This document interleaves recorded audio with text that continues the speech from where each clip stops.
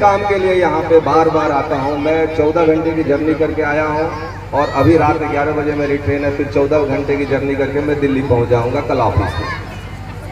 मैं जिस काम के लिए यहाँ पे आया हूँ वो है अपने क्षेत्र में शिक्षा का अलग जगाना, और ये विद्यालय जो मेरी सोच है वही इस विद्यालय की सोच है और तमाम विद्यालयों की सोच है। मैं यहाँ पे जो बैठे हुए माता पिता और जो प्रबुद्ध जन हैं, जो श्रेष्ठ जन हैं, मैं आपसे पूछूं कि अपने क्षेत्र की प्रमुख समस्या क्या है। हर आदमी बोलेगा कि अपने क्षेत्र की प्रमुख समस्या बेरोजगारी है। क्या कहें, लड़कों को नौकरी नहीं मिलती। ये सही बात है या गलत बात है? सही बात है कि बेरोजगारी है, लड़कों को नौकरी नहीं मिलती।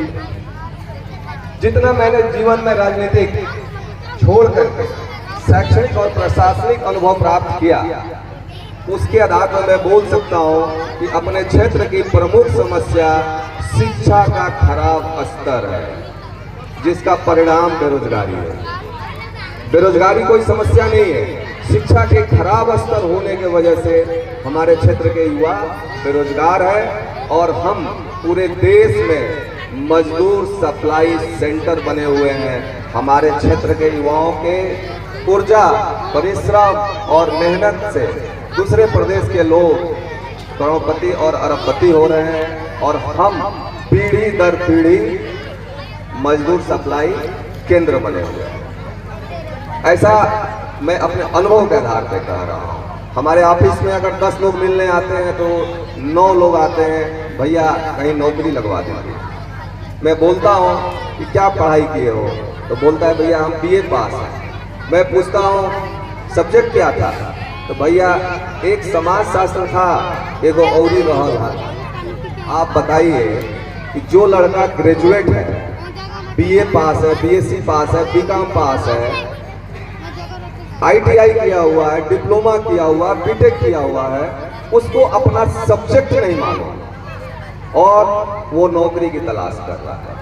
इन अनुभवों के आधार पर मैं बोल सकता हूं कि अपने क्षेत्र की प्रमुख समस्या शिक्षा का खराब स्तर, जिसका परिणाम बेरोजगारी है, जिसका परिणाम गरीबी है, जिसका परिणाम आधारभूत संरचनाओं की कमी है, जिसका परिणाम हम जातीय भागों में बटे हुए हैं और हम समाज जो अन्य प्रदेशों में, अन्य जिलों में लोग आगे बढ़ रहे हैं, हम वहीं के वहीं खड़े हैं।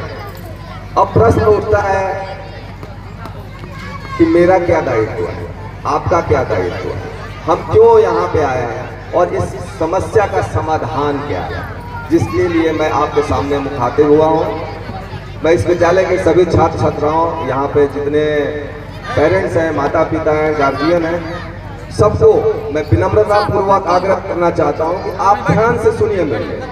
आप के मन में कोई हीन भावना नहीं होना चाहिए कि मेरा बेटा, मेरा बेटी, मेरा नाती, मेरी नतनी भरत छपरा में यूनिक कॉन्वेंट स्कूल में पढ़ रही है। हमारे पास भगवान संसाधन दिए होते तो मेरे भी बच्चे लखनऊ, प्रयागराज, बनारस, दिल्ली में पढ़ते और बड़े पदों पे चले जाते। तो मैं आपके सामने खड़ा हूँ, मैं आपके सामने खड़ा हूँ इसी गांव के, इसी क्षेत्र के एक प्राइमरी स्कूल में जमीन पर बैठ करके, पटरी पर लिख करके, सरकंडे के कलम से लिख करके, रेवती इंटर कॉलेज से हाई स्कूल इंटर पास करके और इस देश का सर्वोच्च परीक्षा जो आईएएस का परीक्षा होता है उसमें ऑल इंडिया में 153वीं रैंक ला करके मैं सामने खड़ा हूँ।